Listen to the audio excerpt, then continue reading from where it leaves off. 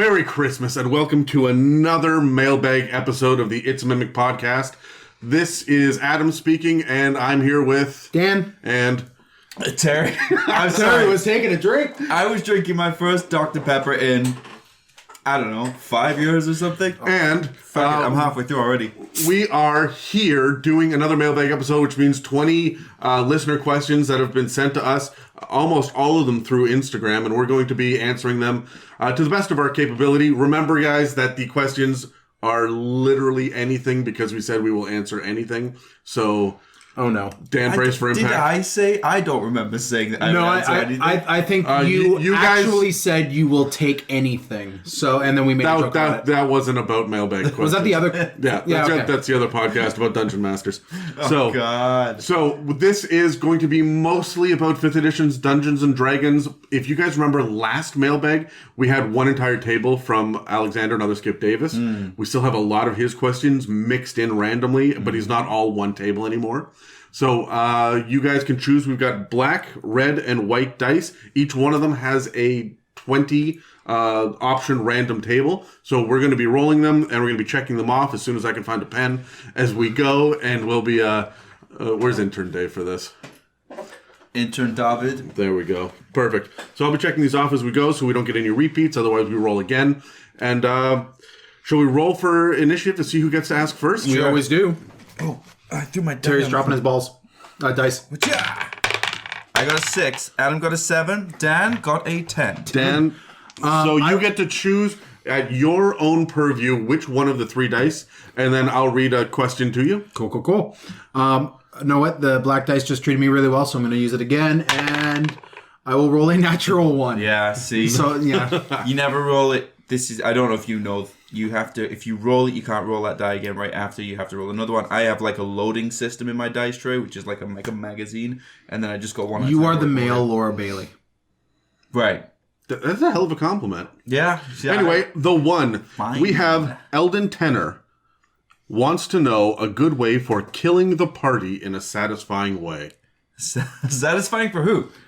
Well, Were the party satisfied with how it went, and they're not? That's what I got, guys. So what do you think? And before we say anything, we mentioned this in Mailbag 1.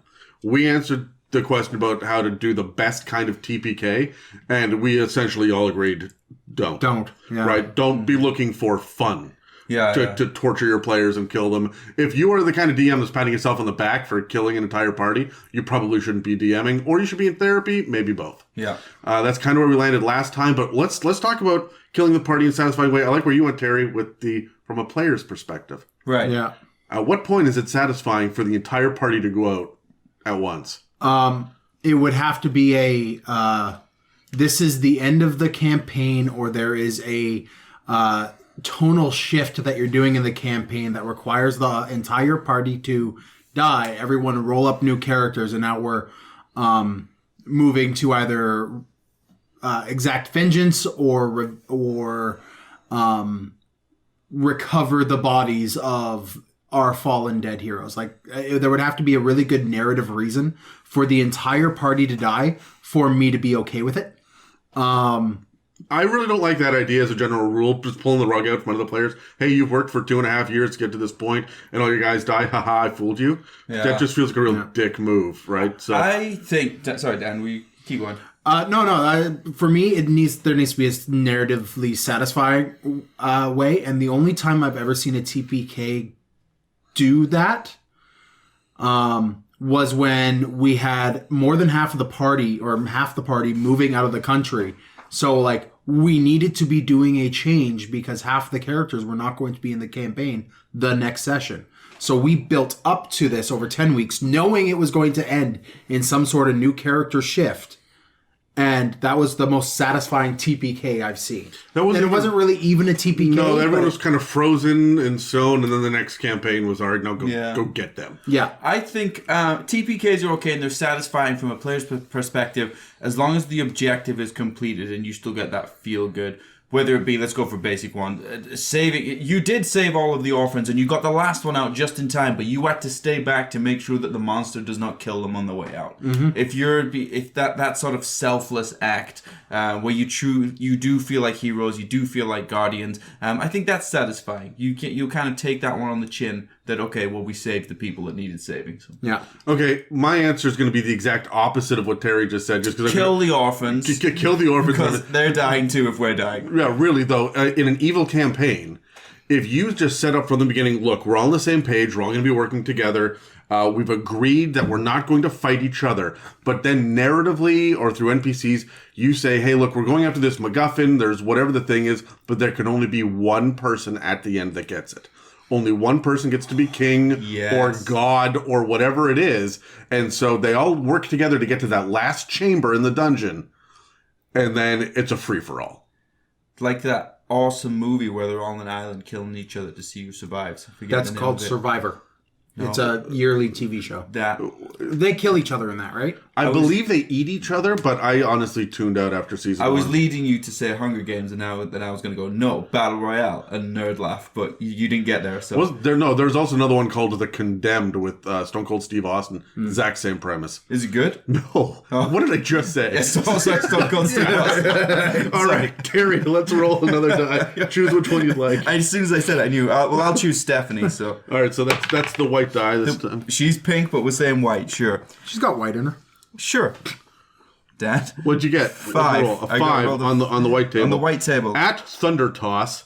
I'm sorry. Wait. What? Sorry. Again, wait. Please. At Thunder Toss. Someone's been reading my book of sex moves. Clearly. Asks. Is that a Matilda reference? What would be your template for one shots? How many decision branches would you have? Oh, does that mean I go first? Sure. Let's do that. Is that what that means? I This is only the fourth one. We could still. Yeah, we're still making it up as we go. Here's the thing: it's the way you never know what you're gonna get. The way our episodes are broken up. Like even every time we get to a dragon episode, I'm like, how the fuck does this go? It's been 3 months since the last one. Well, you see, you pick up the party, and then I'm getting. You land on them. Yeah. How many decision-making branches? I don't mind it to be a little bit railroady if it's a one-shot. There's a time and a place for sandbox, and that is campaigns played out over months and months. If you're doing a one-shot, the players has agreed, hey, we're going to run this thing. We have 4 hours, maybe 8 hours to get through it. So decision-making branches is in sandbox style. Keep those to a minimum if you want your game to run on time and you want to achieve what you want to achieve and they want to achieve what you want them to achieve. It's okay to have, say, maybe 3 doors they can open. Those kinds of games, remember those games where it's like you got to go, there's 3 doors, 2 of them are going to kill you, and then you go through one, and then there's 2 doors, and there's 3 doors. So I have seen it. Yes. So what I'm saying is different options may end up leading to the same place. And it's okay. Go left, straight forward, yeah, but right. As long as the journey there is different, right? That's what I mean. Yeah, so you can go down the left hallway, you can go down the right hallway. They're both going to come to the room at the end of the hallway. One is full of unicorns, and the other full of dragons. That's it, exactly. Yeah. Or you're going down the river in the canoe, you can go left, looks scary, you can go right, looks whatever. So I would say, yeah, you give them different options, but keep it not as confusing for yourself by just making sure that they're all going to the same room, in quotation marks. It may just be a different area of the city. But the paths all fork out at this point, but eventually they all the destination is going to be the point. same. It's all right. It doesn't matter whether you go left, middle, or right. Yeah. Well, you have to realize that a one-shot is... The biggest problem with a one-shot is time. You are running on the clock, and you have players who are learning new characters or have built characters and coming in but are learning the attitudes of these characters. Not to mention, you are trying to tell some sort of narrative story, and if you are running a grand plot of a major campaign and this is somehow tied into the new world, you're trying to give little like presents to your players, showing them, characters they met with their main characters or something. So there's a lot you kind of got to cram in there, all within a limited time frame. So I'm with you on this one, Terry. Like, yeah, have the facsimile, the illusion of choice, but for one shot, it should be mainly railroaded just because you're only there sitting down once. I mean, you don't want to give your players too much option to completely derail the thing that you've only planned one session's worth of content for. Mm-hmm.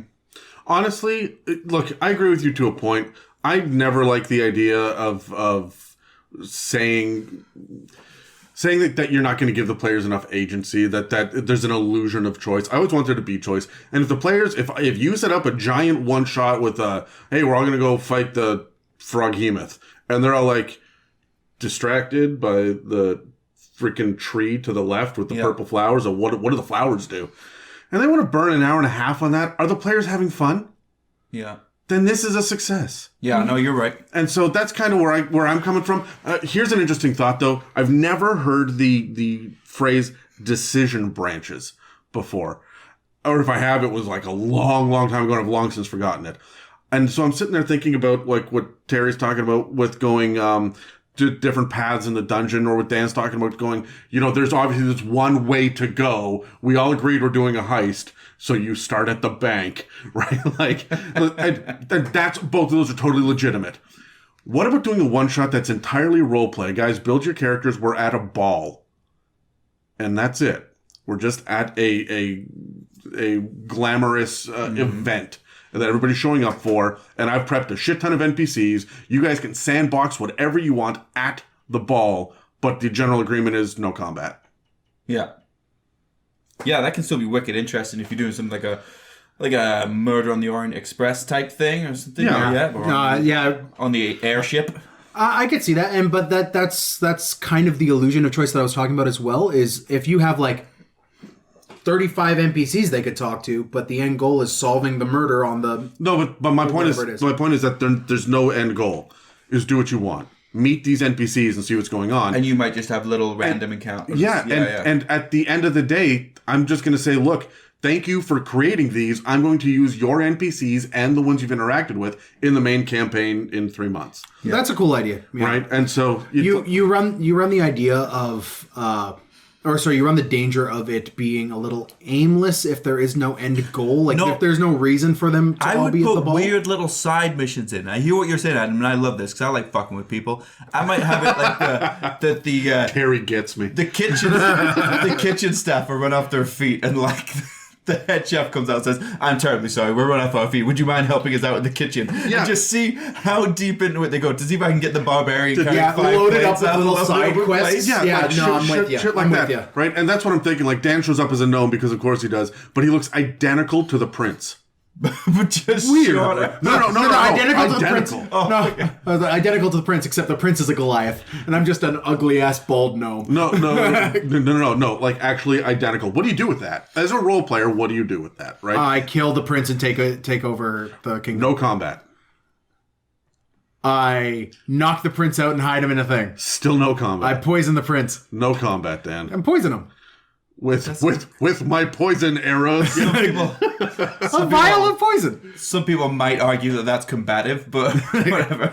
But I think that it would be really interesting. I also like the idea of the murder mystery. That's a load of fun too. Yeah. But at that point, I'm going to go get one of those murder mysteries in a box and just play that. Yeah. Fair enough.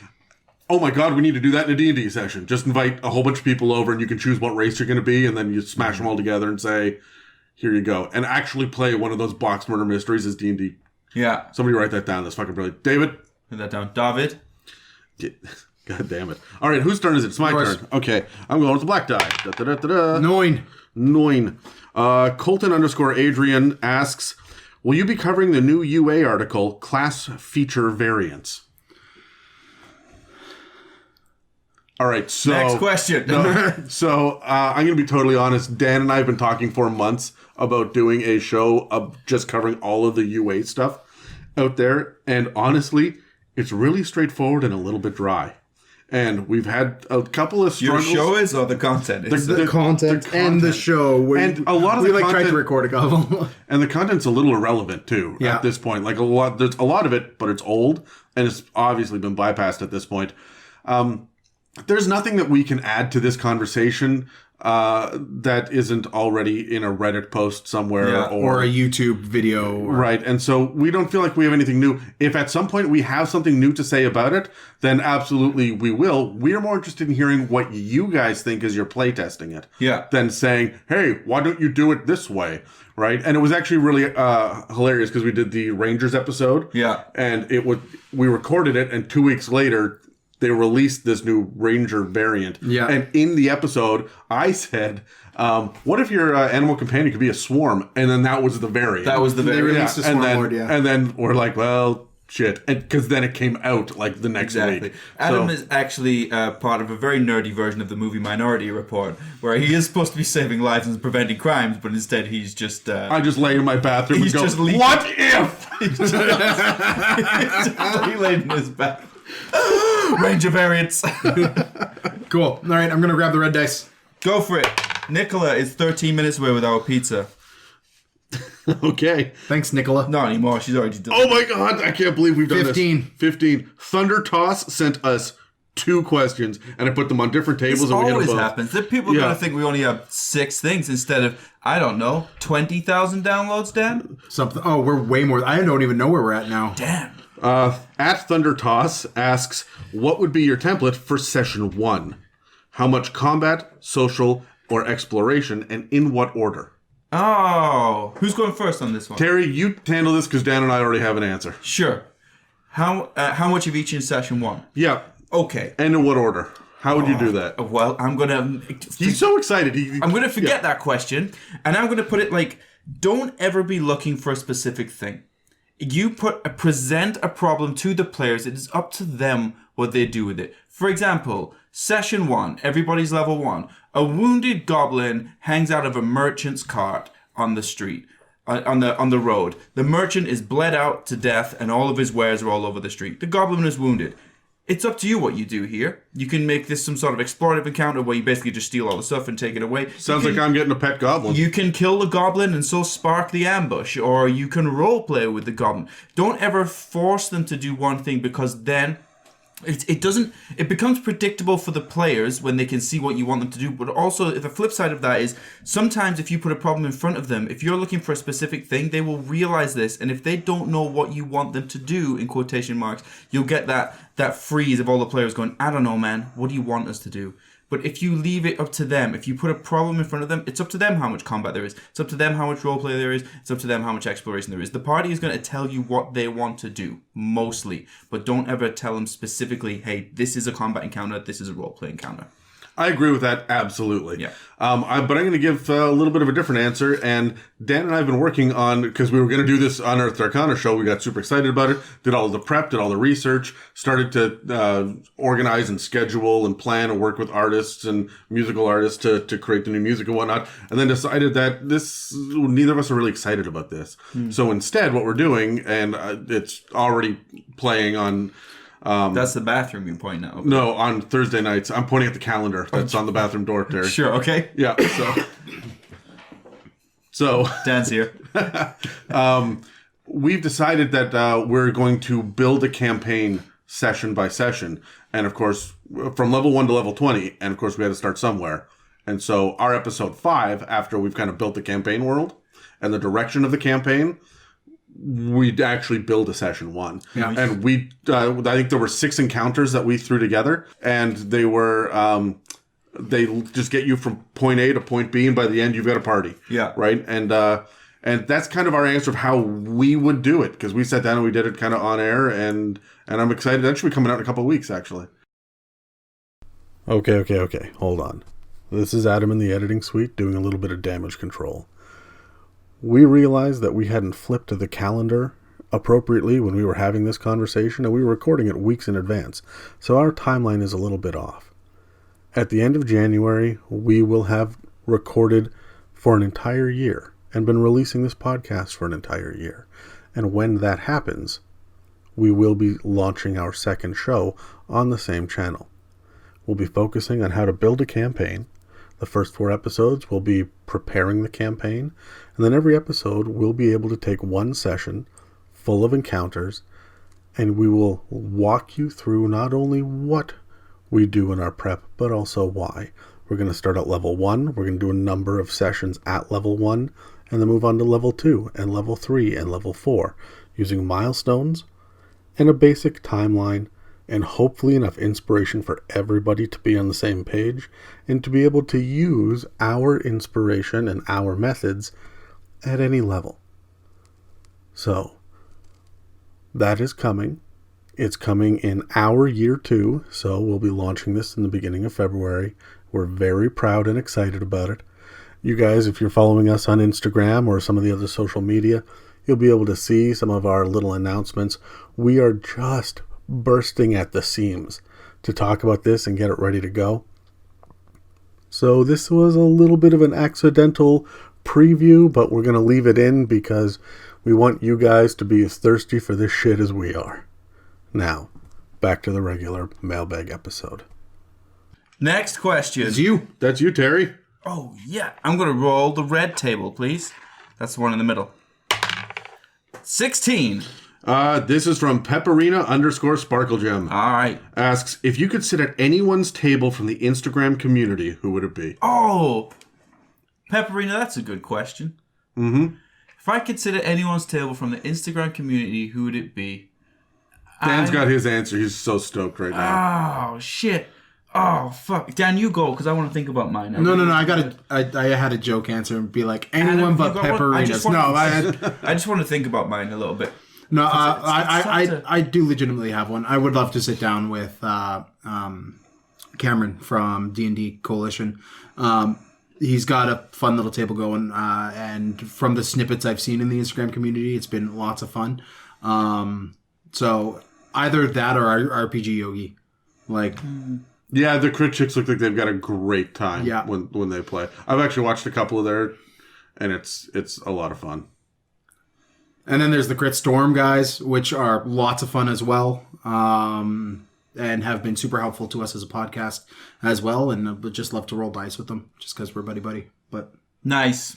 I got 3 options. My answer is Deborah Ann Wool. If Deborah Ann Wool's game is an option, Deborah Ann Wool's game. I want it. Yeah. I'm surprised you didn't go with Joe Magnolia.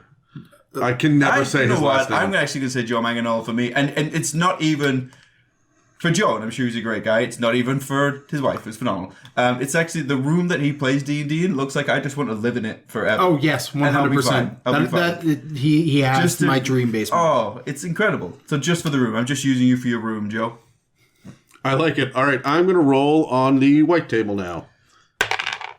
Nicola's 4 minutes away. I also rolled a 1.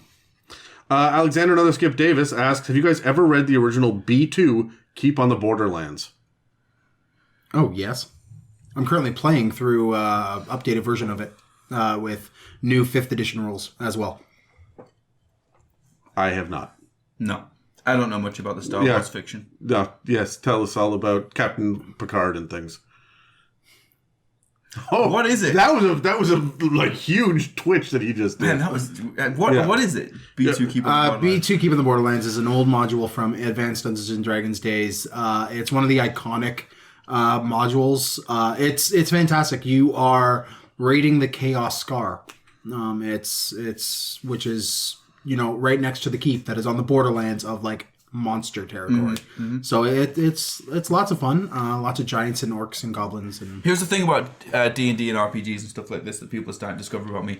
I'm actually the worst nerd in the world and don't actually understand a lot of nerd culture. What I do understand is very creative things and presenting stuff, and that's really why I enjoy D&D so much. But when people we get our fans and stuff will ask us about very specific, unique things within the nerdverse, and I'm like, I have no idea what that is, but I'm glad that you do. Terry, you are a fan, but you are not in the fandom. That's the difference. I'm a casual. Well, I'm not a casual. I have a D&D podcast. What am I, Adam? What is life if not flustered? This is my first episode. What episode is this? Like 49 or something? Dan, you were about to ask me something. No, okay, so keep on the board. It is your first episode. So look, the thing about the old Advanced Dungeons and Dragons adventures are a lot of them sound really, really interesting. They also kind of hail back to the old days of kick in the door, kill the orc next. Right, where you didn't even really need to name your character because that shit didn't matter. You were just the human fighter. Yeah, you were a human fighter that is there to get enough gold to get a title, the end. Yeah. Right, and that was it. That's a lot of the old stuff.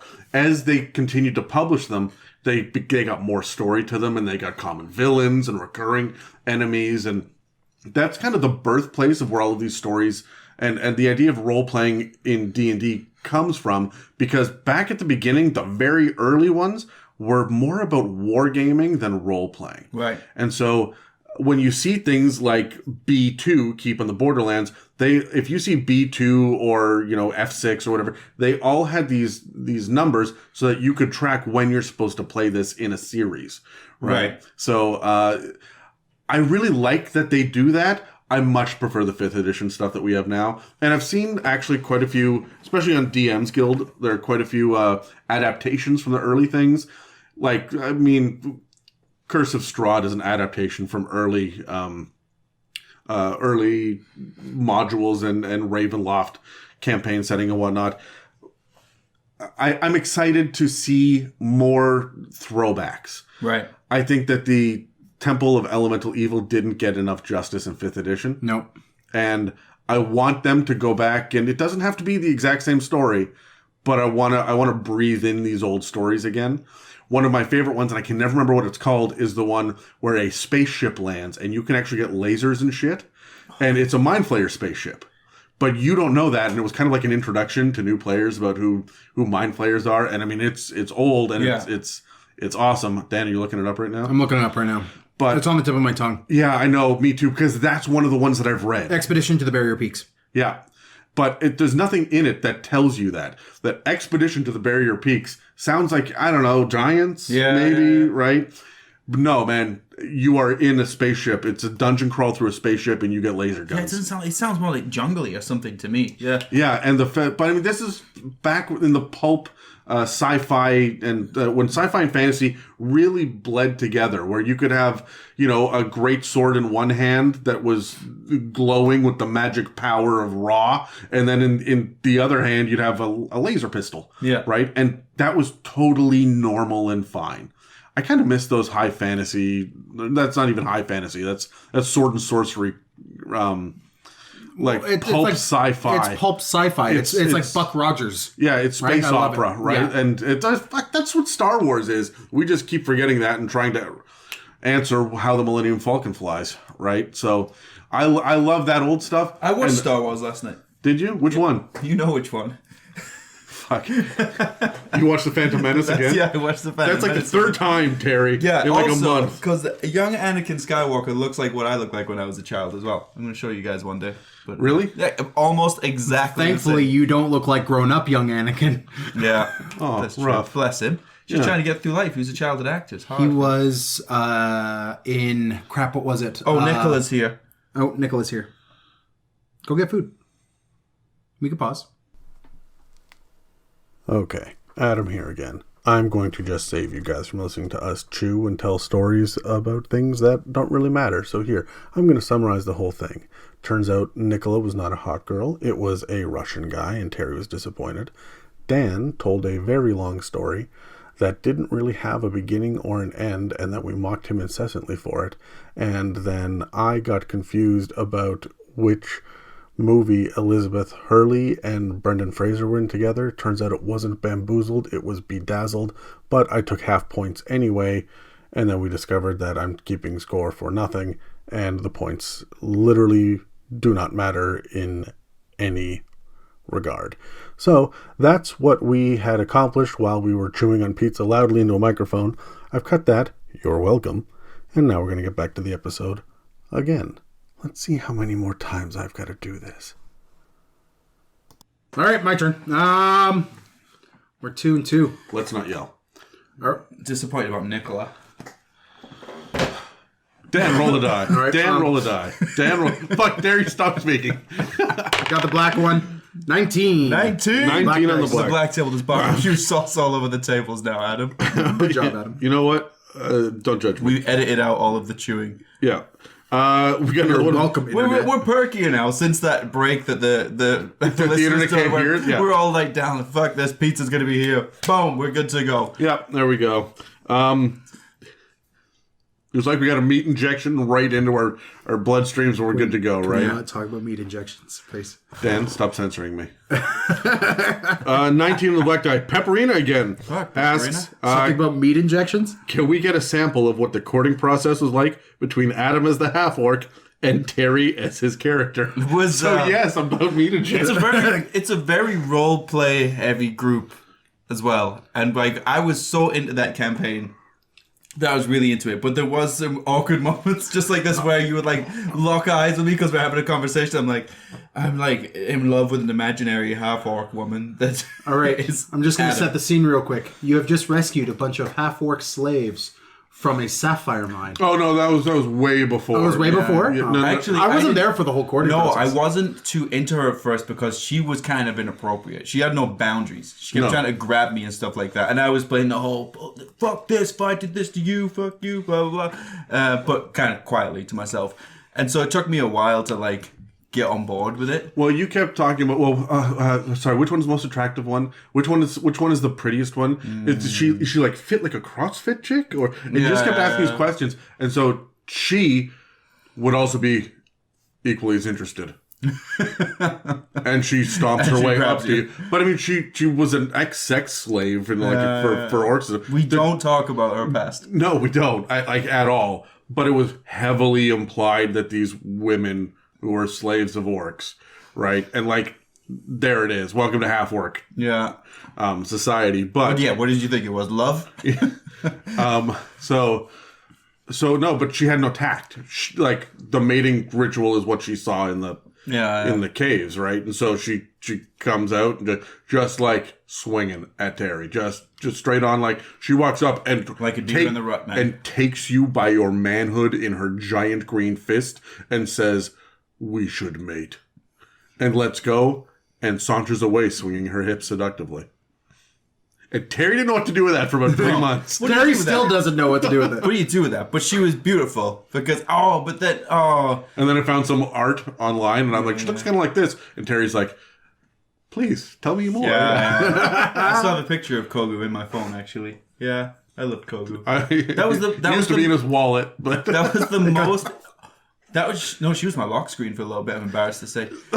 Are you? and you say you're not a nerd. Yeah, that is nerdy. She's the NPC that I've been most invested in, I think, of my time playing this game. That sounds a lot like there's this new character, Madame Viss, in the campaign that is this little goblin that I've done dealings with my character in the past, and every single interaction is like, you know, gentle caresses down the side of my character's face from her, and like she's constantly hitting on him, constantly flirting. She's a goblin. And what race is your character? No. Yeah, he's It's Loki. As Loki? Yeah, as Loki. And like Loki's like just hard What would no that idea. be? A goblin? What would that come out as? A noblin. Yes. Did it come out as a nobbly? Not yet, but it's good. That's good eventually, probably. All this shit that's going on. I'm going right Nobbling on. on D's I'm nuts. going on the record. I would be a great green-skinned woman. That's such a strange sentence, though, to say in your life, isn't it? Look, it was only D&D and Star Trek: The Original Series. Those are the only two places where green-skinned women are actually. I'm really concerned that he for was all sure about the half-orc woman. said that sentence multiple times in his head, and then okayed it and still let it out. I like the fangs, Dan, actually. I look in the mirror every morning and I say it to myself. That, Would you and do gosh darn it, people like me. Can someone please roll a fucking die? Terry, it's your turn. You say what? You look in the mirror and say what? You'd be... I would be a great green-skinned woman. Would you do me? I'd do me. Roll a die. Was it me? Yeah, Sorry. rescue us. Fuck. Sorry. Damn. Red die. 13. 13. At its.me.jon.snus wants to note Fucking was by the end of that. wants to know Terry's favorite monster or group of monsters to throw at low level parties. Well, John, I'm just joking about your Instagram handle. It's delightful. It's better than mine. What was the question? Favorite monster / group of monsters to throw at low level parties. I think I don't mind going for monsters that are a higher tier than really what you should be throwing at low level parties, just to set the stage a little bit, set the Beholders. theme, give them a little bit of fear. Honestly, like maybe something like drakes, something higher where they're obviously not going to kill them, but just to put a bit of fear into them. So don't feel like you have to get bogged down with like goblins and maybe a couple of orcs and stuff. You can kind of get outside the box a little bit. Probably drakes or something like that. Dan, do you have an answer? What's your favorite? For low levels? Yeah. I will always have goblins. I love my goblins. But in terms of like unique things that I will always throw, animalistic monstrosities. So like giant turtles, as well, giant turtles or giant frogs or giant bears or all of that. I Why love is that? those. It kind of subverts expectations because like you're walking through a jungle and you hear the croaking of a frog or you hear the rustling of leaves and then a giant toad pops out and this thing the size of a small car. Like it's going to surprise and shock the party and it is something fantastical enough for new players as well, like brand spanking new players, that they try to actually win the animals over with animal husbandry or animal handling, and that typically does not go well with them. So I like messing with giant animals for low levels. My answer is a rust monster. I'm going to set the stage early. Your shit is not safe. Yeah.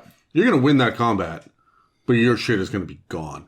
Mm-hmm. Right? I'm going to set that stage super early. Oh, that cool. As a byproduct of that, you also get to introduce some NPCs when they have to go through the town and then replace all of their shit. They get to meet the Smith and the Fletcher. And everything in like the nearest town to where you found the rust monster, everything is made of wood. There is no metal anywhere.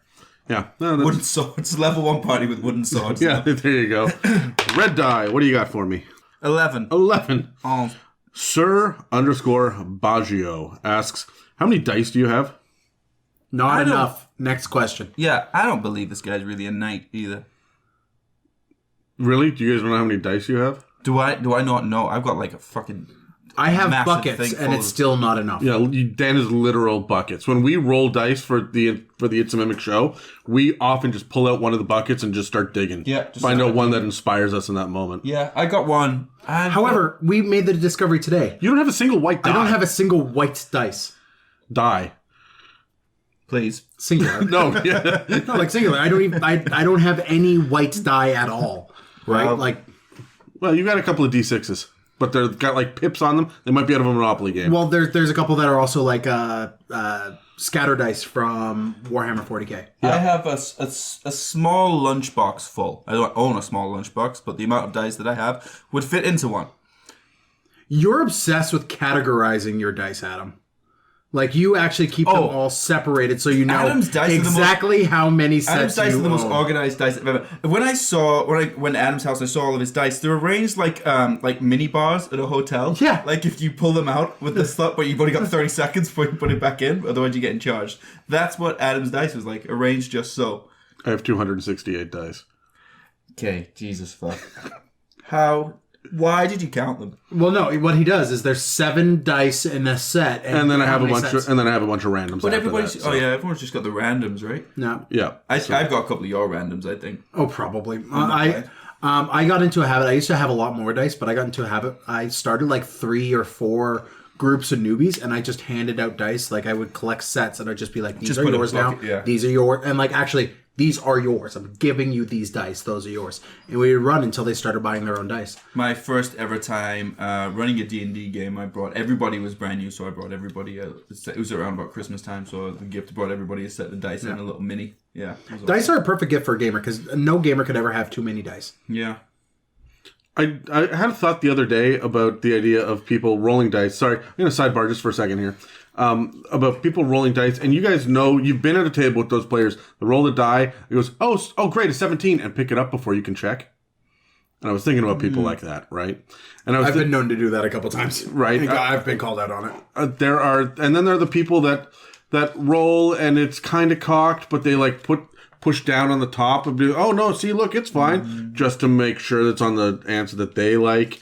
Then the people that roll on a book and ends up in the crack of the books, and they go, oh, that's like a 19, right? Like it's not it's a 19. Going to roll over. Yeah. So that's why I like dice boxes. So this is what I'm saying. What do you guys think about everybody has their own personal dice, but you put one big dice tray in the middle? And people roll into it in public in front of everybody. And that way you have like your attack tray. You can have a small one for like criticals if you're rolling on a crit table. I want to take you one further. Dan, I need you to make this. Adam, I need you to design this. Everybody just has... Dan, you just offended Dan. Everybody... I can't design it? No. Dan, you're here for your hands. I'm here for my sparkling wit? Nope, that's what I'm here for. Shit. You're here for your design. Intellect. Yeah, because you're designable, so... That's Make your point, Derry. Everybody, a table. Are we sure you're here for your a win? table like this? Everybody has a slot, and in these slots there are tubes, and these tubes all lead to the middle to one exit hole where you roll the dice in, and it all rolls through and pops in the middle, and it lands in the middle. I love it. Everybody You just slot it in. in. Everyone needs their own butt. That's basically what you just said. Oh, see, I went with no, never mind. You guys all missed the hand Everyone motions. needs your own Plinko machine? Yeah, or even just like a little. You know what I'm saying, right? Sure. my turn. No, I It's just want Dan's to. turn. I do want to address something about the dice question real quick. If you're that guy that has the dice that are impossible to read from any sort of angle, take those dice, put them away, never grab them again. I hate that person. I don't like Get dice that are easily read all when across there's the too table. much of a design on there. If there's too much of a design, I or they think haven't inked the lettering well enough, We're or running painted out in of the ideas, lettering. I think. I don't care about dice anymore. Ever since I got those beautiful metal dice and that cured my dice obsession. And now I don't care about anything else. That's fair. I've got my metal dice too, and they did that for a while, and then it came back. He comes back. But Like her. I've definitely played a couple tables where people are rolling dice that not even they can read, and then it takes a good 5 seconds to be like 17? Is that a what? 7, 9, 9, 1, 1, 6. It's a 6. And you're like, what the fuck? Get new dice. So please, if you're going to be rolling dice, you're listening to the podcast, you're rolling dice, make sure your dice are readable. What about the people that use like apps, random number generators, like the app?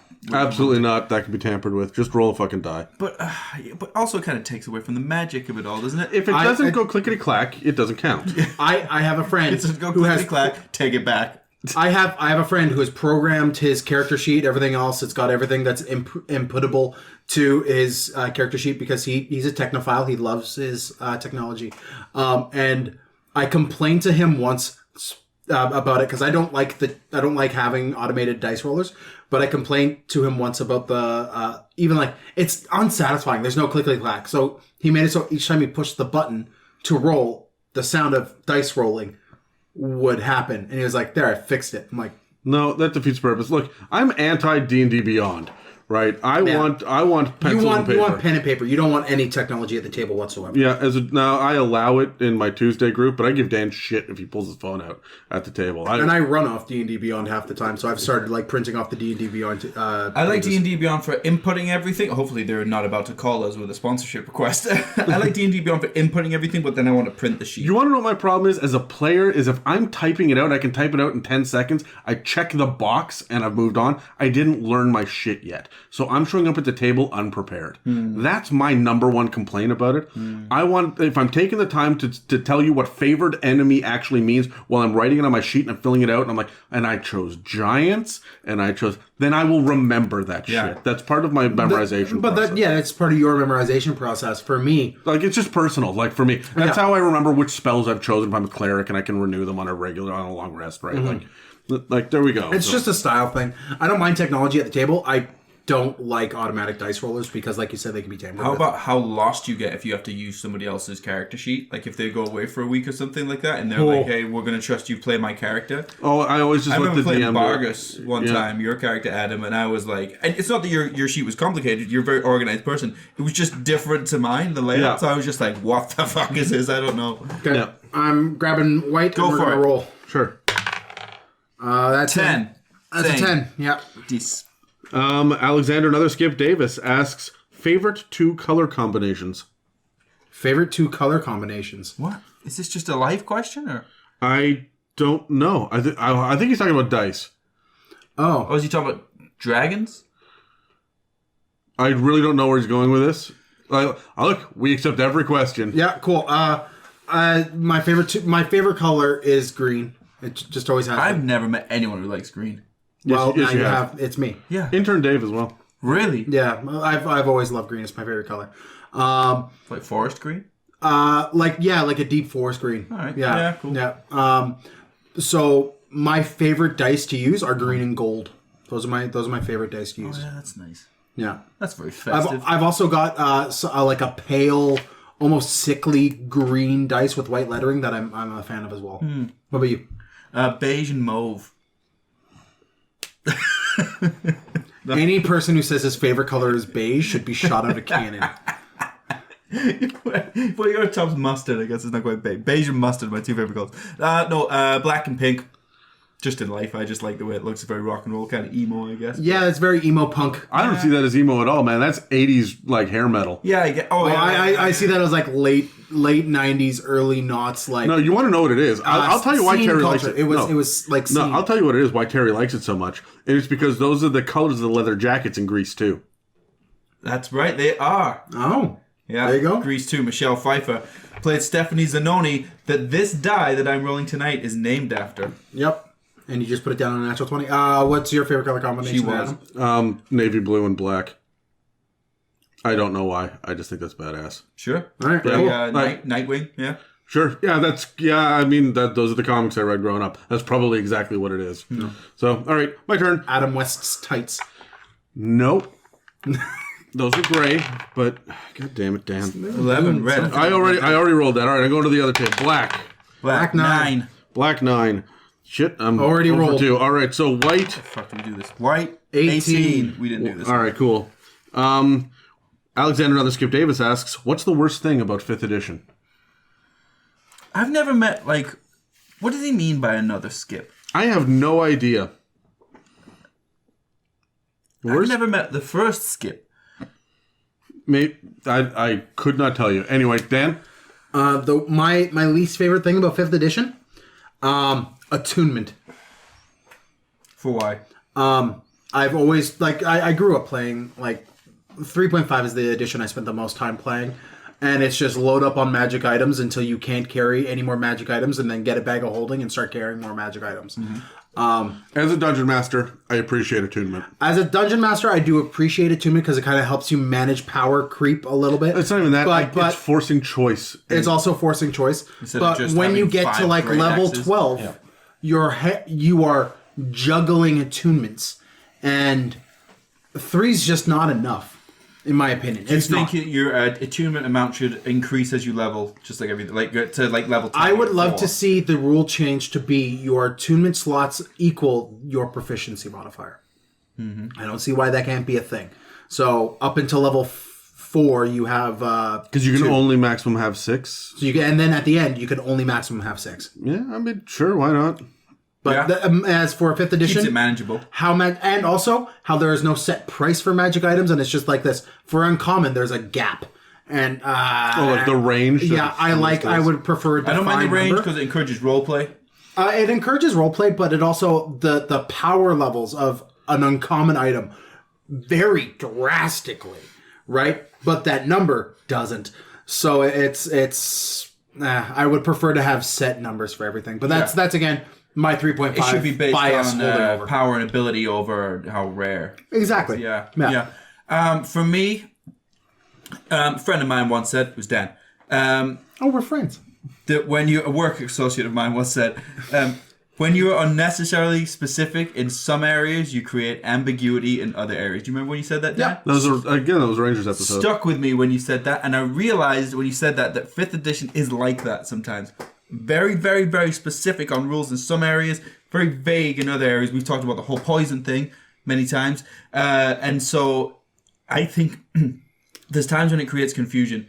And I think if you're going to be specific, there's some critical things out there that we should be much more specific with, and it comes up quite a lot in 5th edition. So I don't mind that it's loosey goosey, where we can kind of just kind of roll with it, and it's it's a little bit more free in some senses, but it's not clear in a lot of ways. So I don't like that. I'm with you. You know, when I hear so many stories about how 3.5 was very specific on rules and how to do certain things. Yeah. Adam? I don't know. It's a tie between the bullshit crafting rules and the fact that there's no auras. There's auras. No, there's not enough. You should be hit with a dragon's aura every time you freaking see it. Yeah. Yes, no, I agree. Monster auras. There's no. Yes, yeah, that's what I'm talking I'm like, yeah, paladins have like 12. Well, they have like 4, but it's not enough. Then there's just, I wish there were more ores. We're missing the you sense their presence because they are so evil or they're so alien to this realm or whatever it is. I miss that. Yeah, right. enough. And then crafting, Dan and I were looking into it. I think it's past week. Yeah, and I'm like, it's just not good. It's underwhelming. It's very underwhelming. Crafting items should be exciting. They should have just either cut it or given it a chapter, right? And that's my opinion anyway. Yep. So okay, next question. It's my turn to roll, I believe. Didn't you just roll that? No, that wasn't me. Was that me? That was you. Oh, okay. Well, My go ahead, turn. Terry. White table. 15. I feel like I rolled that. Milestones or XP? We're still in Alexander, another Skip Davis. Milestones or XP? I prefer milestones over XP personally, but you should totally listen to our loot episode for a further discussion on this. Yeah. We are going to talk about that. I mean, we did talk about that. I mean, I forget the timeline. But I'm going to say milestones. I'll say it now, and I'm sure that I said it in the loot episode. I did. I have never heard a good argument for XP for leveling. The one that I'm satisfied with. I've never heard why that is better than the other options. Other than precision, which 5th edition is not known for.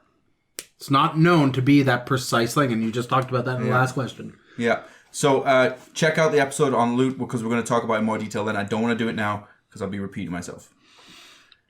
You know, honestly, all right, here's my argument. I like Milestone better. Just narratively, you can control things a little bit better.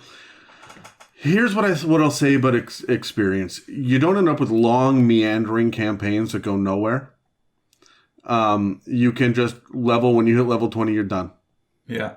Right? If you guys got sidetracked chasing freaking your own cockatrice around, then you missed the opportunity to go defeat the evil bad guy. The end. Yeah. Right? I miss that. I miss the idea of being able to take away experience. There used to be monsters that could reduce a player's experience. And I think... Yeah, I like that too. I miss that as well. Yeah, things like Modify Memory, the spell, that would be really interesting to have that because you're not really using that so much against monsters or enemies or evil cultists or whatever. You're using that on your other players, right? And so there were some things that experience really gave, as well as the idea that you could freaking spend experience to get items in earlier editions and stuff. There's a lot of fun things you could do with it. It was just another game mechanic that, do we need another currency? Do we? We've got like 9 poorly defined currencies in the first place. Yeah. Why do we need this one, right? So you're on point. Yep. So I liked experience in other systems. I'm not a fan of it in 5th edition. Cool. It's your turn to roll. It is my turn to roll. Black Table. Da-ba-da-ba-da. Twas. Clueless Game Master, hi Brad, says, what do you think of DMs leaving a game and dumping it on one of the players to DM? Wow, this is a fucking pointed directional question. Yeah. Brad, I'm a huge fan of it, especially when those DMs that you dump it on are incredibly capable, intelligent, creative people who could easily run a campaign if they spent 30 seconds not whining about getting it dumped on them. Brad. Next question. I feel like there's something going on here, but I don't know. I feel like I don't know what's happening. I feel if somebody's DMing, they didn't have it dumped on them. No, wait, it got dumped on me once. It did. Terry, how was that? Stressful. Was it? I came out stronger for it, but it's one of those times where it's like, do you really want that stress? But sure. Yeah.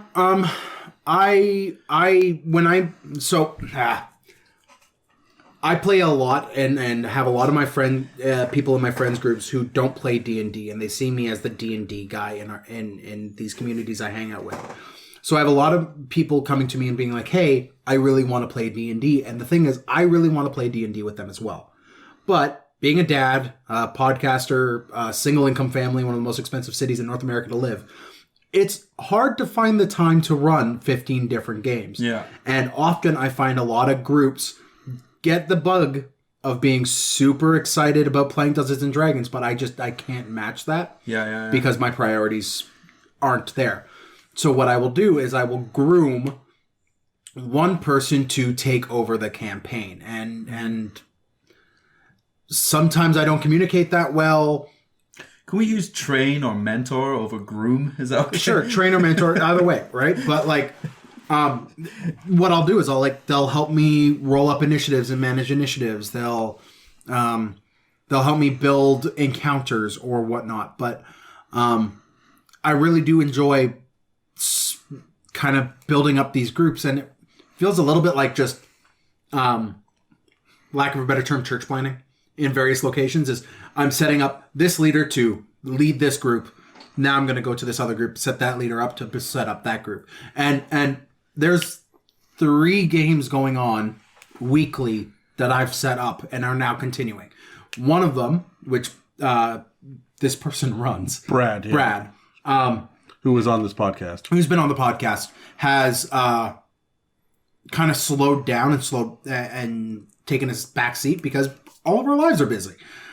So I think you have to handle it well. With Brad's group, I probably handled it poorly, if I'm to be honest.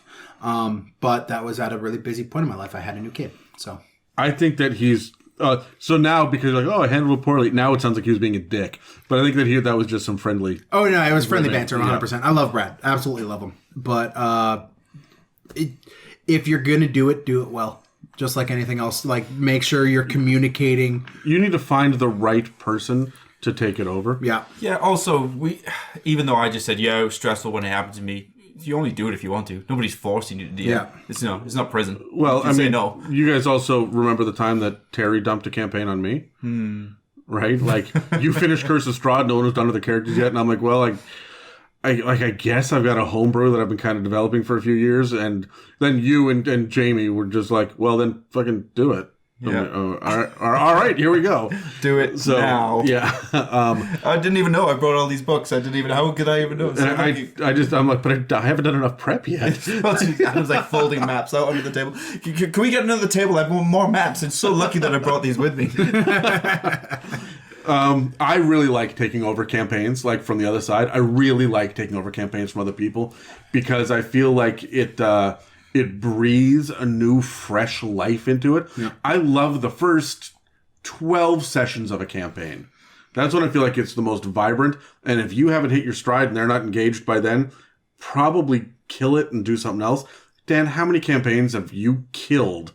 You and your Friday night group, have you guys killed within the first 12 sessions just because you weren't inspired? Most of them, right? Well, and that's because life sometimes comes in and then 3 weeks go by and you don't play and you lose contact with but because you're not inspired, you don't give a shit in this stuff. I guess we've taken 2.5 months off and come back to be like, all right, okay, we're back in it. We're going to do this again. Yeah. Here we go. Itching to get going, right? So, yeah. Anyways, whose turn is it? I think it's my turn. That's your turn. No, it's. I just rolled that one. It's Terry's turn. Oh, it is? Okay. Well, I thought I was Terry for a moment. I'll go red. Splendid. 2. Colton Adrian says, a javelin is a melee weapon with a thrown weapon property, and a barbarian can add rage damage to a thrown javelin. So, can a paladin apply smite to a thrown javelin? Yes. Hold on, I gotta look it up. But smite is not rage. No. Smite specifies a melee weapon attack. So it would have to be a melee weapon attack. But I would let them add it to a javelin, sure. But remember, you're rolling with disadvantage after 10 feet. I wouldn't let them. It's a melee weapon attack. Why would you let them do it to a ranged weapon?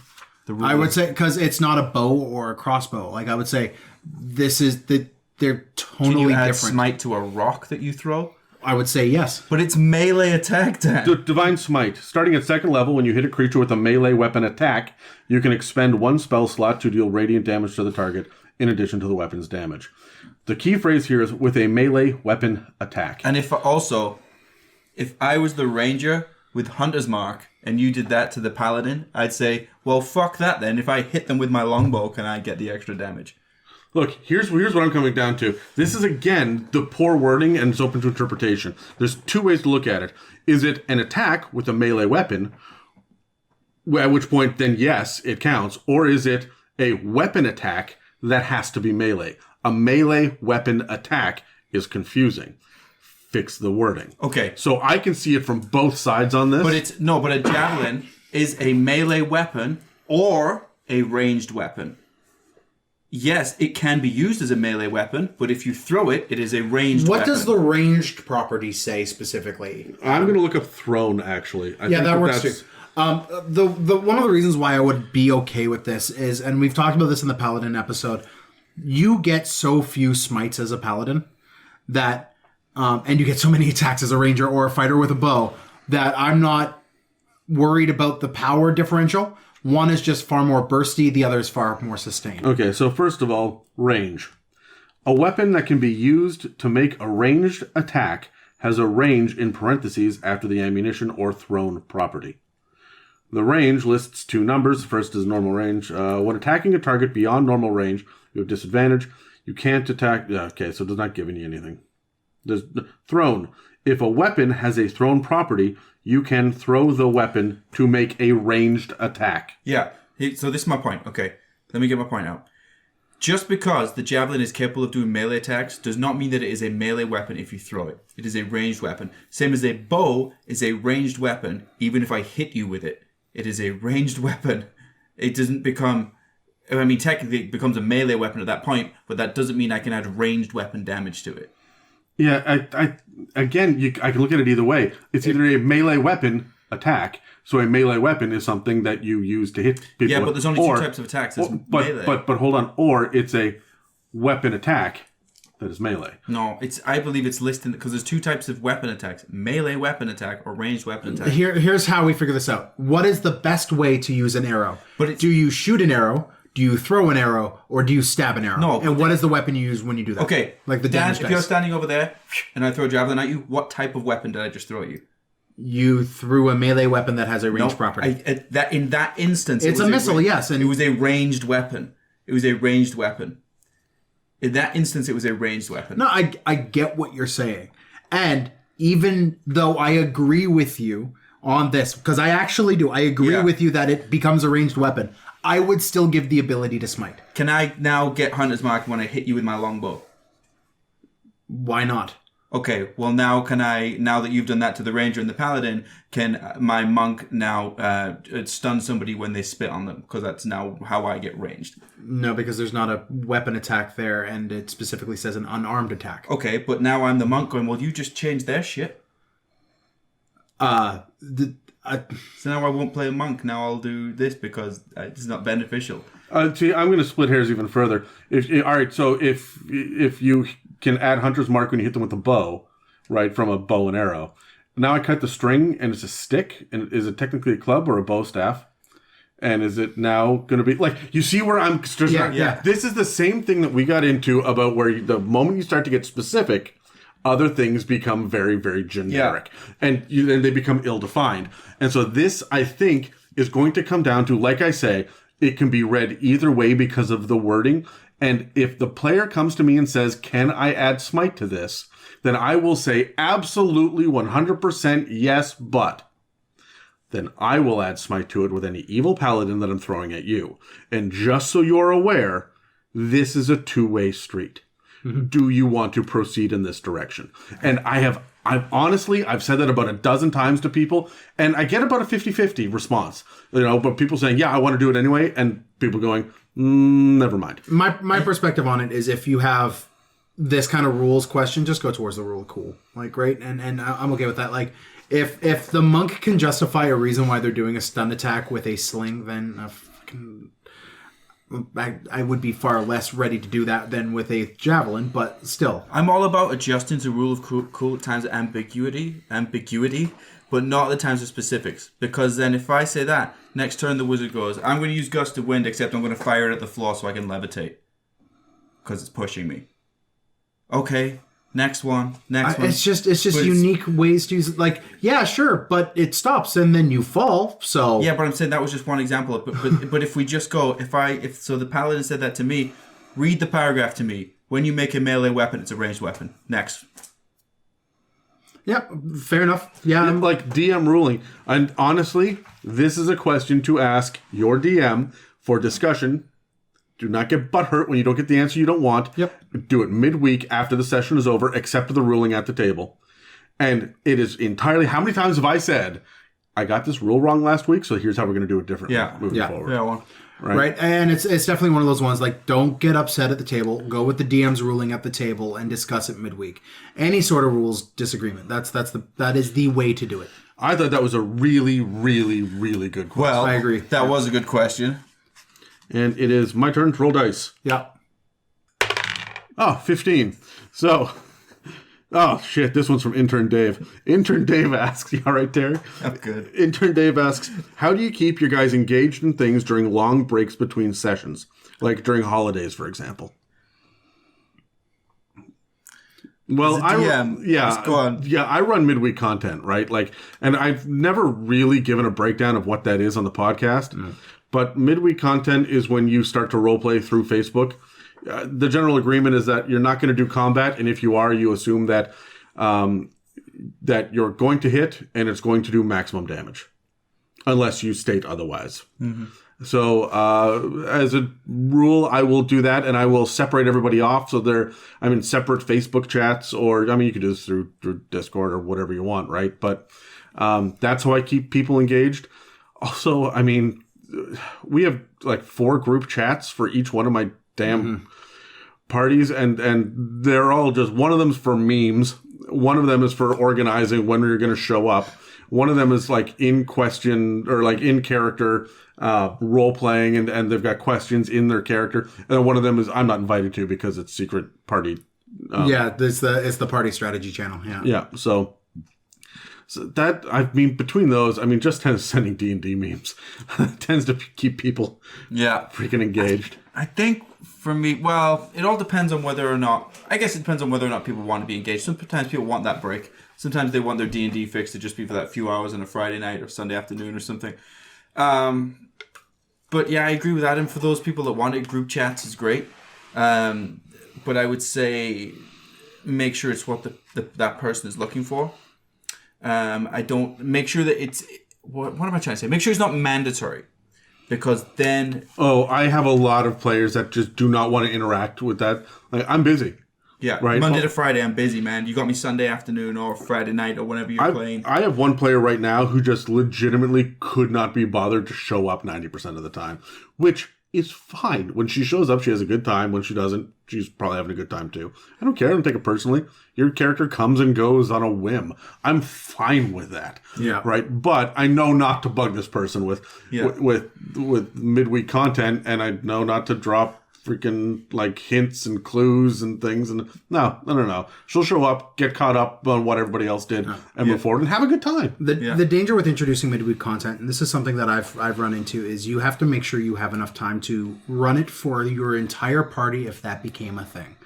I've tried to introduce midweek content in some of the games I'm running, and some of them it works. But when all of the players are highly invested in their characters and really want to go forward with really in-depth role-playing and character development midweek, it could get burdensome. This is why I'd say that midweek content a lot of times needs to take the format of Choose Your Own Adventure. Yeah. Like, I'm going to give you a 6-paragraph narrative. You're going to get one every night for the next 6 nights, and then we're going to get back to D&D because we play every week. Mm-hmm. So there you go. At the end of every one, you can make a choice. Even if it's not like a clear choice, like, oh, do you say yes or no? You can give me 6 paragraphs back of what you say and do. Yeah. We're now collaboratively writing. This is the same thing. Yeah. Right? Yeah. So...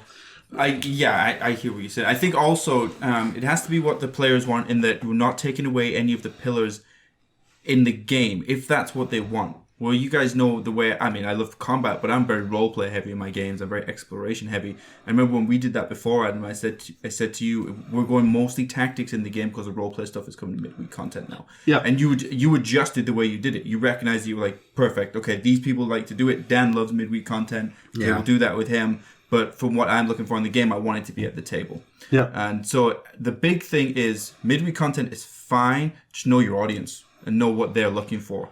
Yeah. As for the question itself of like, what do you do to keep your players engaged? Escape room. An escape room, doing or a board game night or something, just to like. But you'd have to tie it into D&D so that you're doing board game or escape room or whatever it is, and then you say, hey, you know what? If we do this person is saved. If you don't do this, you get charged. Puzzles as well. You give things out. Take that home with you. Try and solve that. Yeah. Yes, I do. I do 3D puzzles. And we used to pass it around the group, and yeah. Yeah. It's all just little ways. I mean, I ultimately remember you're all friends and you're all there around a table playing a game. When you're not around the table playing a game, you're still friends. So, like, shoot the shit on a Facebook chat or a Discord server or whatnot. Just make sure you're really fostering excitement to come back to the table. Because if you are having this long 2-month long break, people can forget what's going on. So that's why you need a session 0.5 when you come back. Yeah, you need recap. We also do a thing in our group that I haven't seen done in a lot of groups is we do what happened last week, and we do that every single session, right? And what that builds is kind of a ritual that we go through. Where it's like, okay, so what happened a month ago? We all laugh around the table. It was a month ago. I don't remember. And then everyone looks at their pages of notes and like, it says here, 3 sticks of beef and a troll. What did we do? I have no idea. Potion, and mine says gnome. Dan says gnome. Why does yours say mine? And so Don't like Kellison. Who's Kellison? All right, so I'm gonna roll on the black table, and here we go. Foa. A Foa. Crystal, our good friend Crystal from Avatar Italia, says, to me, alignment in the monster manual is a mass majority and a stereotype. Why can't there be good chromatics and evil metallics? I have an answer for this, Dan. You do? Are you thinking?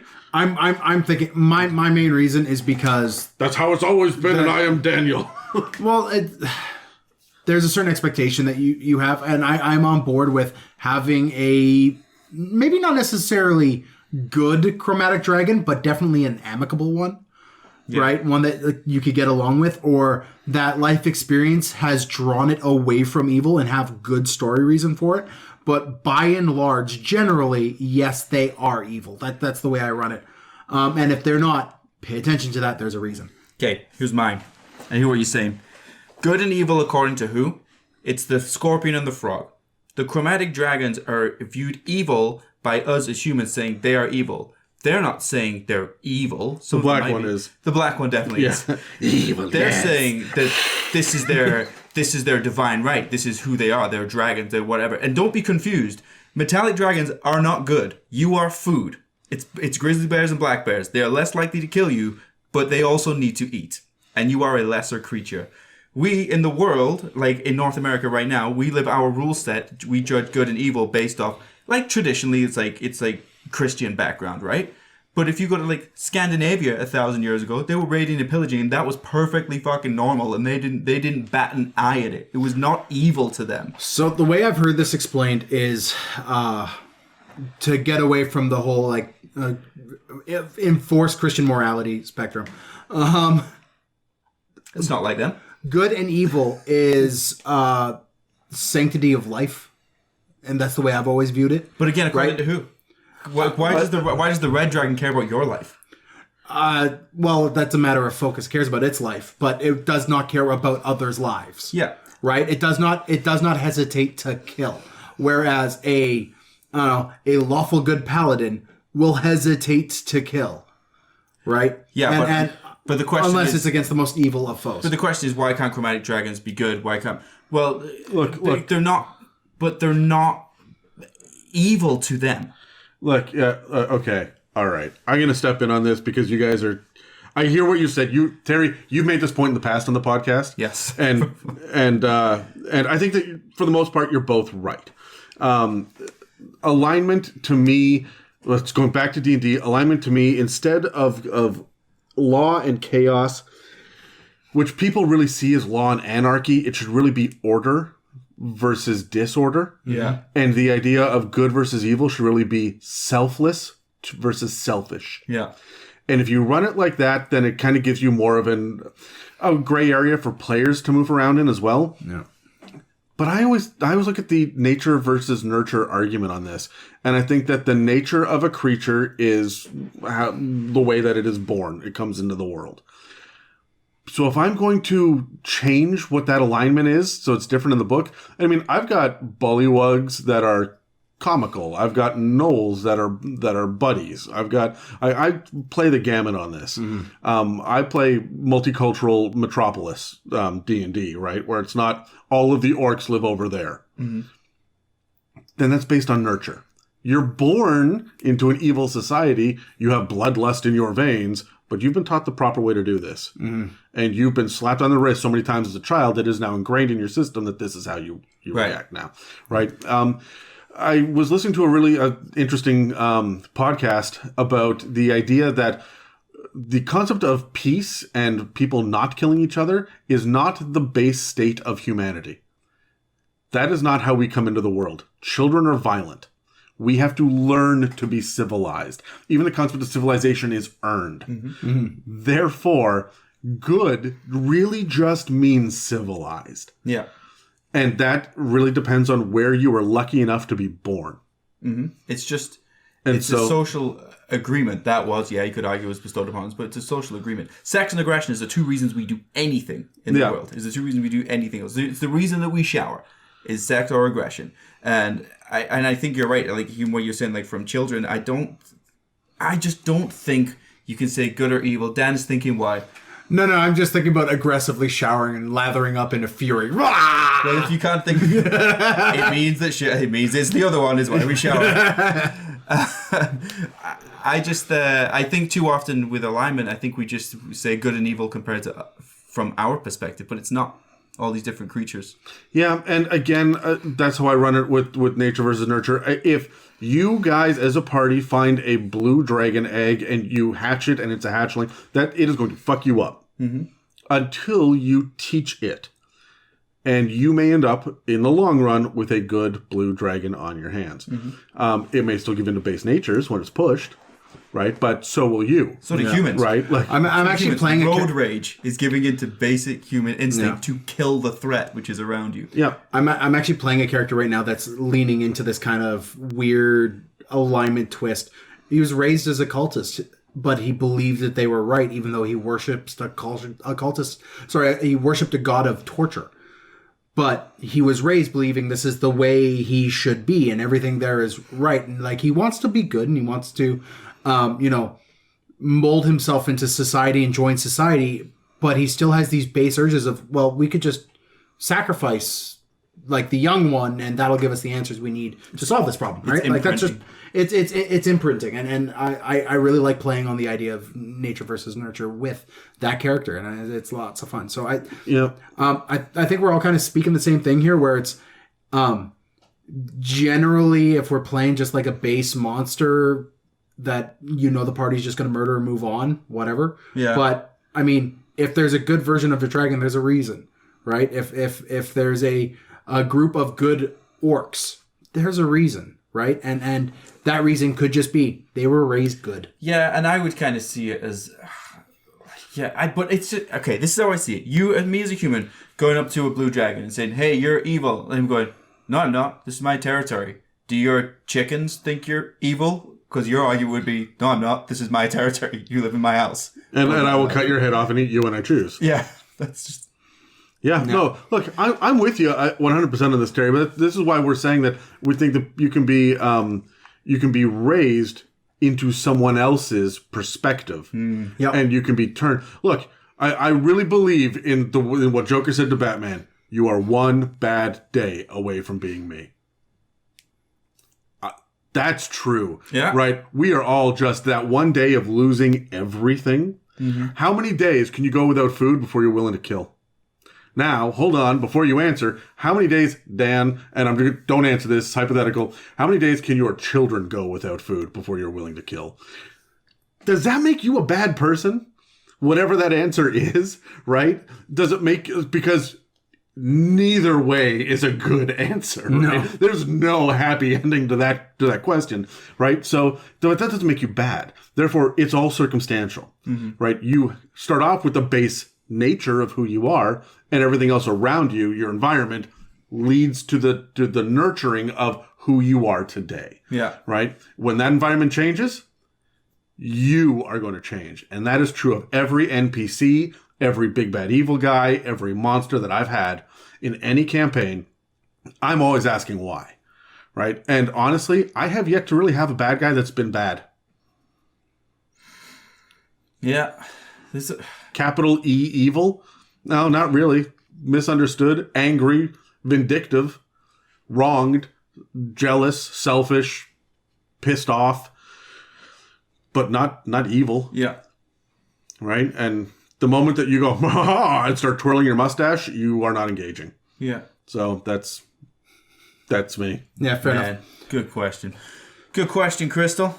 You set me off a bit there. 14 On the Black. black table. on the black table. At Kickass Laura asks, Oh, Kick-Ass Laura. She comes up my feed all the time. why are you guys so awesome? Oh my god. A litany of reasons we don't have the time to discuss here. She has cool hair. Terry, why are you so awesome? I have cool hair. Aww, I don't know. Why am I so I want awesome? cool hair. Here's why I think I'm awesome. Oh God, get comfortable, folks. I never. Okay. First of all, thanks, Dad. First of all, I rarely self-promote myself. I don't. I do not. How often do you self-promote others, Terry? Self-promote, yeah, good point. 'Cause I'm not smart. I am actually quite humble and modest. I am, Dan. It's if you notice, when people will point No, other you things really, out, you really, truly are. And People as much point as you things kind of out have about the me. persona on the internet of not, you really, truly are hey, one of the most. everyone's humble got their people I've met. character. Don't tell them it's not real, all right? And I never woke up a day in my life wanting to hurt anybody. And I genuinely believe if we just try and help each other, we'll get through all of this bullshit and it'll be all right. But on the flip side, sometimes I do feel selfish. I'm like, fuck you guys, no one's helping. Not you two. Fuck you guys, no one's helping me, so I'm just going to take what I want. But I got to rein that in sometimes. I think everybody's like that. Yeah. To a degree. Everyone has their moments. Dan, why are you so awesome? I have a really good ability in choosing friends. That was This is a trap. This is a trap. That was a strange self-compliment. Because I know both of us, and I know he's wrong. Adam? Oh, generations of selective breeding processes. Yeah. Red dye. 10. You guys give really quick answers now out of this big rambling thing, talking about how I'm not. It's like the exact opposite of every other regular episode. Talking about how I was like, I'm so modest. I rarely talk about myself. Here's 5 reasons why I'm fantastic. I rolled a 10. Pepperine again. Do you have other hobbies, or has D&D taken up your entire life? Dan? I occasionally enjoy being a parent and a husband. These are not hobbies. D&D has taken over a bunch These of my are life. legal requirements.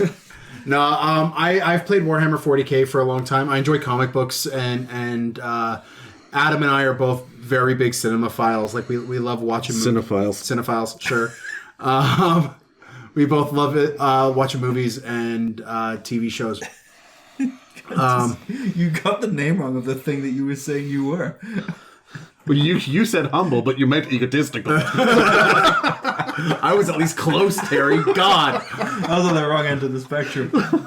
You're on a spectrum, I'll tell you that. Oh, shit! I'm not. The gloves are off. This is an audio medium. I want everybody to know that I'm not laughing at that in the slightest. But And now we'll be contributing to a charity. probably my biggest hobby. I'm a musician. I enjoy making music and mixing sound and whatnot. So I enjoy doing that, and carpentry as well. I'm not a carpenter. Well, I'm still a carpenter, but I don't work in the carpentry field anymore. So now all my tools are at home, and I get to just go and Build bondage furniture. well, One in every episode. one in every episode. Sure. Telling you, man. No, but I'm honestly looking into plans for building Bondage D&D furniture. tables 2 in every episode. and dice towers and custom DM screens and lovely little things like dice boxes and lovely little things like that. So I get to actually be a hobbyist woodworker again, which is something I'm really looking forward to. And cooking, I do a lot. But anyways, Terry. Man, well, I don't have that many hobbies. Hobbies outside of D&D. What are we getting into? Winter. I like skiing a lot. I'm pretty good at Are skiing. you skiing or snowboarding? What's your? I ski. I have a lot of Thank you. Yeah, me You too. didn't let me finish the sentence. Oh, fuck, here There's we a go. but. I got a lot of years experience. I learned to ski in the army years ago, and they only recognize skiing in the British Army. They don't recognize it very proper. Snowboarding is not for British people. It's a bloody barbarian sport. We'll have no part in it. We only ski. We only ski in Her Majesty's Army. So that's what I got trained at for years. I especially love when Terry starts talking through his nose. Not just down it. Yeah. But I'm learning a snowboard as well. So, but when it's not winter, the other type of boarding I do, I longboard all the time, everywhere I go. Yeah. Unless I have to drive somewhere, my longboard is my primary mode of transportation. And I work out like a motherfucker, but I eat like shit. That's my hobbies. Cool. Adam? All right, so I have a long-distance relationship, and the thing that's really different between that and a regular relationship is in a regular relationship, you can sit on the couch and do nothing together. Mm-hmm. You can't do that. You cannot spend time together unless you are actively spending time in a long-distance relationship. You are on that phone and you are talking about something. Even if it's stuff you said a million times before and you're just saying it a different way, or you are just catching up on the Dan's nodding. He's like, yeah, I've done this. I've done this, yeah. I've done it too. Yeah, so, and I love it. It's absolutely fantastic. But between that and work, I play D&D on Sunday. I wake up Sunday morning and I do my podcast prep. D&D Sunday. Monday after work is D&D. Tuesday after work is D&D. Wednesday after work is podcast recording. Oh, yeah, sorry. I also record a podcast. Yeah. Thursday, I tend to spend time with my dad. That's something that I do. Good to have it scheduled in. Well, I have to. And so on Friday, I have my one day of me time. This is when I do all of my laundry and all of my grocery shopping and every errand I have to run. And Saturday is maps. So D&D. So D&D is D&D my life. maps, yeah. Yeah, that's what I get. That's it. I miss reading. Yeah, me too. I've got like a chunk of books that are just sitting on my bedside table, and it's like I want to read each and every one of these, but I cannot find the time. Well, I got to schedule it in, right? Like, yeah. And honestly, the thing that I haven't talked about is the fact that I don't just do like I helped with so much of the editing through October, yeah. Right? Like I was all over the editing process, and I've learned a bunch of that, and I'm still doing some of it. Right? I do the secondary show, yep. and Dan does the main one. I am involved in prepping 3 campaigns. Yeah. Which means that I often spend my free time, because there's a 3-hour time difference, right, for my relationship. She's in bed by 8 my time. By 8:15, I'm taking notes on what happened, or I'm prepping for the next thing, or I'm listening to a D&D podcast, or I'm trying to come up with the next thing that I'm able to do. I don't breathe. D&D takes up a lot of time, but it's not, you're right, it's not just playing. It's, you know what, I would say like one of your hobbies is like creative writing. That's what you do. You sit there and you're and I think that's kind of where I was heading was I do read, but I read D&D shit. I listen to podcasts, but it's D&D stuff. Mm-hmm. It's not actual plays, that's a general rule, but it is D&D stuff. I'm listening to every other how-to D&D podcast out there to be like, well, I disagree with that shit, and wow, they did that terribly, and we can do better than that, and then we don't. But but we try. But we try, and that's what matters is I show up prepped. Meaningful glances. Pregnant pause. Always prepped. I'm always in some varied way prepped. I always show up. I don't anymore. And I bring with my laptop, all my highlighted notes, good to go.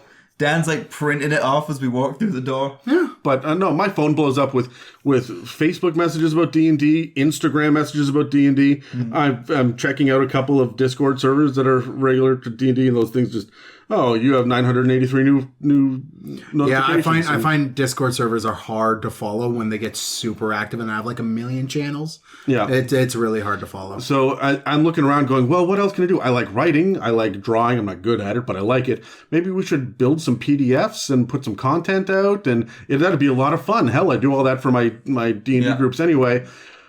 But it's all my shorthand notes. I don't have time to even edit, let alone create new stuff, right? Yeah. So honestly, D&D is my life, and that is it.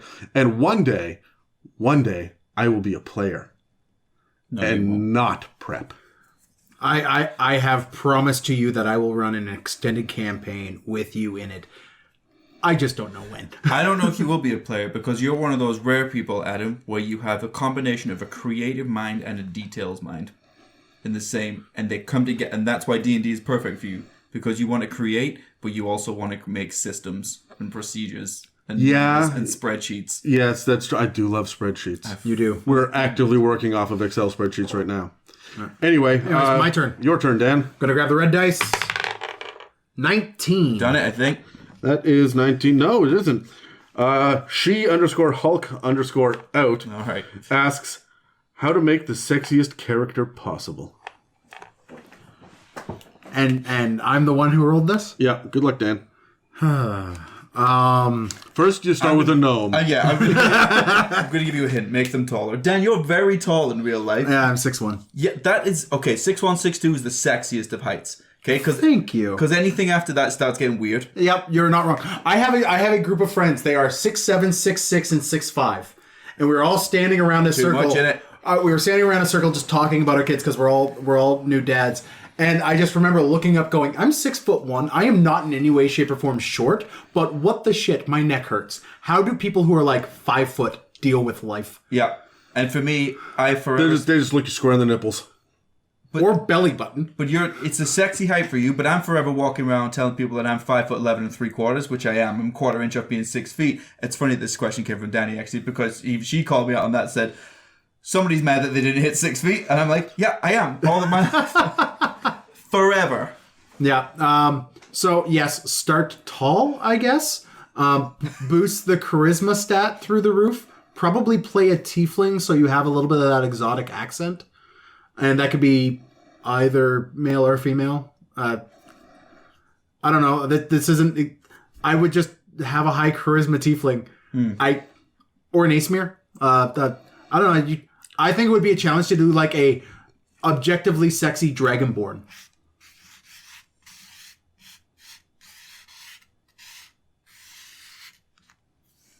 And they 100% should be a bard.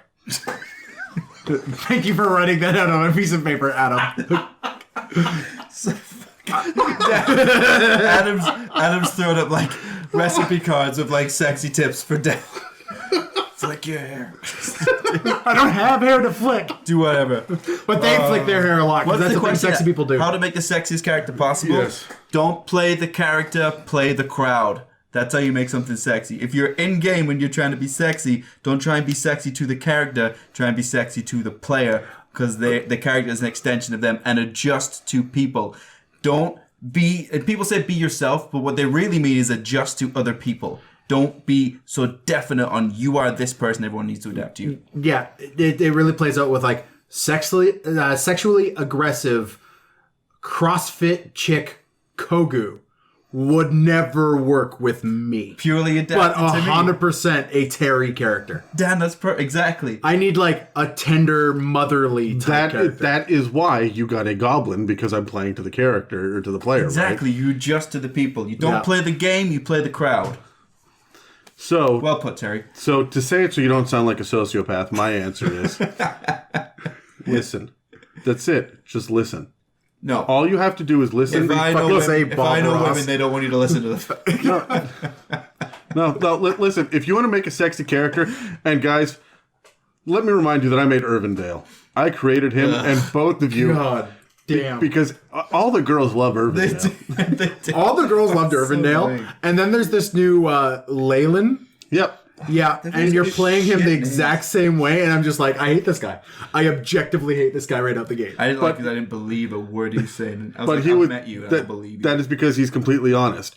There are 3 ways to be a sexy character. I can't believe this is what a D&D podcast Yeah, is. look. Teaching people how to be sexy. Look, This is so first and foremost, I am horribly underqualified for this. You are not Daniel, the sexiest height here.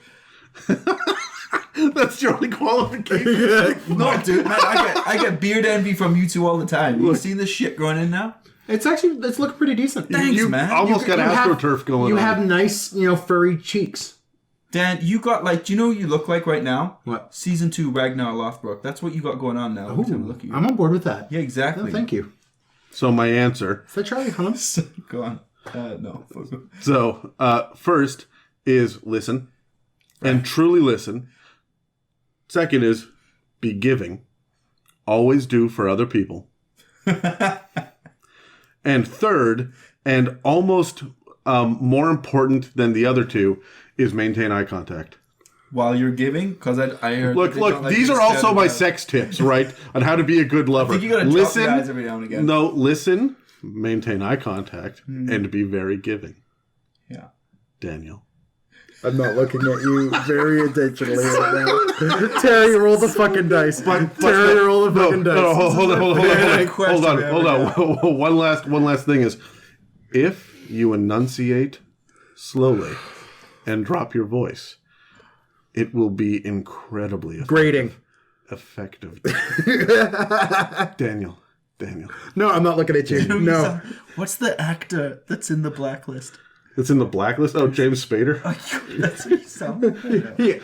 Adam sounds like Ultron, a robot destined and designed to destroy the world. Yeah, and you sound like Ant-Man's sidekick, so fuck you. I love it because I was hanging on your every word. Thank you. I will take that with pride. I was hanging on your every word, man. There it is, right? Enunciate And go slowly. Don't be afraid to drop your voice to a lower register. That's all there is to it. Oh my god. Terry, roll the fucking dice. Sorry. That was my favorite question that we've ever had. 17, red. Break Your Heroes, that's Danny from the other account. Your other account. What do you think most people get wrong when creating a character? It's not Focusing on stats instead of a character. Yeah, like hands down, absolutely. However, okay, that's a great answer. But I'm going to flip it on its head and do the exact opposite because that's what I do. Yep. I'll play devil's advocate, and I will say, you're not spending enough time looking at your class features. You're spending too much time looking at your items and your spells. Yes. Yeah, no, I'll agree with you there. So people will forget their natural explorer, their divine sense. What's the barbarian one that no one ever remembers? Rage. No, not rage. Well, primeval awareness. Yeah. Right? Yeah, so there are so many passive abilities in the base class features that you are forgetting to use. Yeah. Also, I've yet to see a group full of players who you are using their background ability. That every background gives that one little thing. Like if you're a knight, you get retainers, or if you're a sage, you get that like research that's project. Because people look at two things and only two things when it comes to backgrounds. They look at the title and they look at their skills proficiencies. That you get, yeah. Occasionally, someone will say tools. Yeah. Or language, but that's it, right? That's all they don't read the text. Yeah. Terry, do you have an answer? Oh, for what did people get wrong? I don't have anything that you didn't already say. My advice is just try not to be so numbers focused. Just try and be character focused. But I mean, we've covered it. No, Danny, I don't have anything on top of what Adam said. And Dan. And Dan's also here. But God, is he tall. But that was the last question that I just didn't give an answer to. Dan, you're fucking perfect height. He's turning red. Look at this. He doesn't know how to awkward as shit. And I can't handle this. He's inked up as well. No, I'm the only one here that doesn't have a visible tattoo. I'm planning on getting more. Are you? Yeah. Yeah, man. All right. Okay. Question number 21, Dan. What's your next tattoo? Depends on my financial status. Yeah. No. Okay. All right. But I mean, I'll do it for you. I currently have planned a Super Mario tattoo that's going on the back of my calf. What? Luigi. It is Super Mario. It's stylized, Mario with an erection. Stylized at Super Mario the erection 3. is Toad. It's like a little Fuck, stop. Just stop. Yeah. But there's a little sign that says, since 1985, Super Mario came out in 1985. I also came out in 1985. You're careful with your word phrasing on that for sure.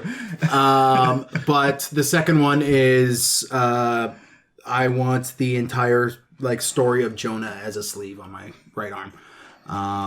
But there's a lot of things I find comforting in the story of Jonah from the Bible, and I want that entire thing on my arm, from the fish to him getting put out on the shore next to Nineveh, to the city of Nineveh in the back with some sort of representation of God. Will it all fit on your arm? Yeah, I've actually also got that script. Right? I've also got that roughly put out. I'm not the writing, like a diet. You want a pictograph? A pictograph of it, but on the inside of my bicep will be the prayer that he says in Jonah 4. That's badass, man. Yeah, I love it, man. I like well thought out, in-depth tattoos that tell a story. All my tattoos mean something important to me. That's important to me.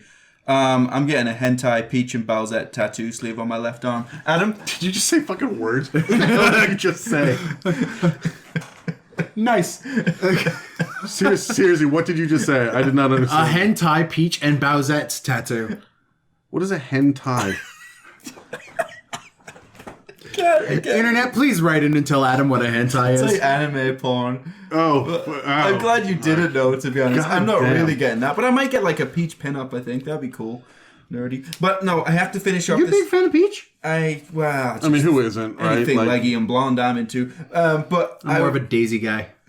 that tracks. Alright, yeah. Yeah. Alright. I'll finish the Halloween side, and then this side will be more like adventure-y compasses and maps and stuff. You know, I did a bit of traveling before I stopped, so.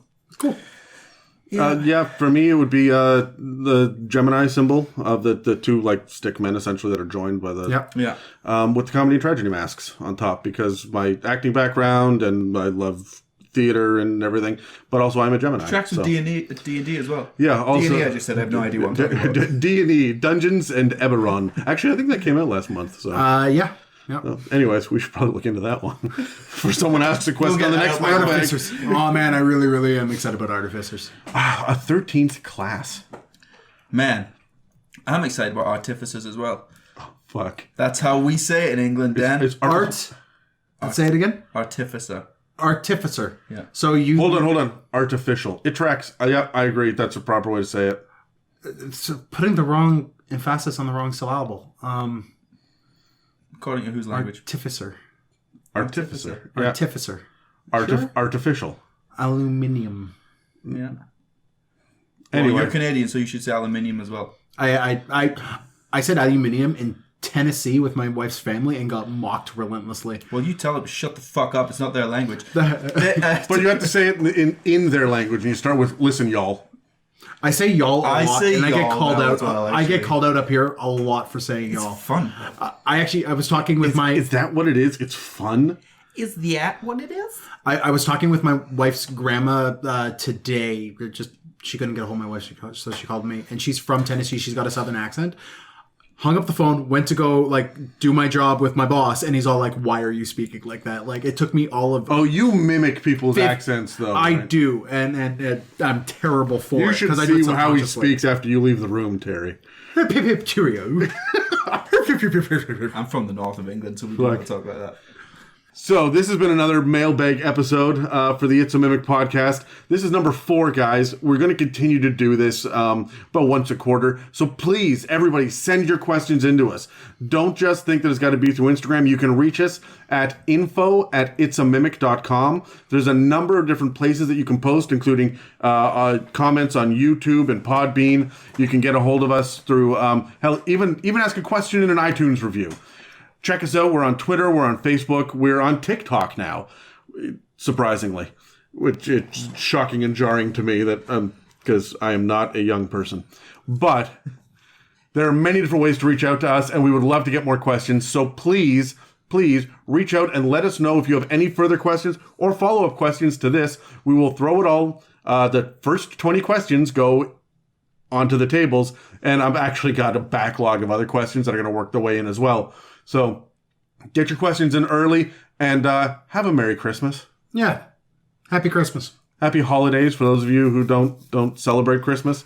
But Happy candle nights. candle nights? That's another thing, yes. Is that like very Festivus to the rest of us? Kinda, yeah. I hate it. Oh, I love it. You would.